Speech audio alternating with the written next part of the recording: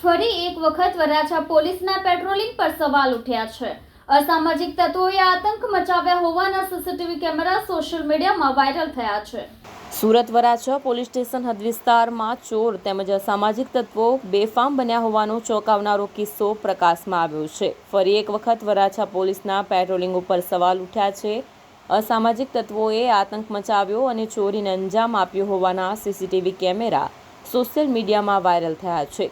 ઘટનાને પગલે પોલીસની આબરૂના ધજાગરા ઉડાડ્યા હોય તેમ લાગી રહ્યું છે। દિવાળી સમયે પોલીસ સ્ટેશનની નજીક જ ચોરોએ ચોરી કરી પોલીસને પડકાર આપ્યો હતો, ત્યારે હવે હરિધામ સોસાયટીમાં અસામાજિક તત્વોનો આતંક સામે આવ્યો છે।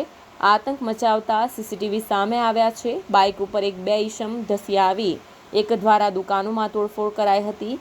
અજાણ્યા ઈસમ દ્વારા હાથમાં તીક્ષ્ણ હથિયાર લઈ દુકાનો બંધ કરાવવામાં રોફ જમાવ્યો હતો।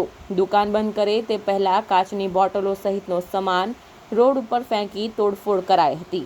હાથમાં રહેલ તીક્ષ્ણ હથિયાર પણ અન્ય લોકોને મારવાનો પ્રયાસ કર્યો હતો। આરોપીઓને પકડવા ક્રાઇમ બ્રાન્ચ અને એસઓજી ઉપર નિર્ભર રહેલી વરાછા પોલીસ અસામાજિક તત્વો સામે કાર્યવાહી કરશે કે કેમ તે જોવું રહ્યું। કેમેરામેન હકીમ શેખ સાથે વસીમ હાસમીનો રિપોર્ટ, આઝાદ ન્યૂઝ, સુરત।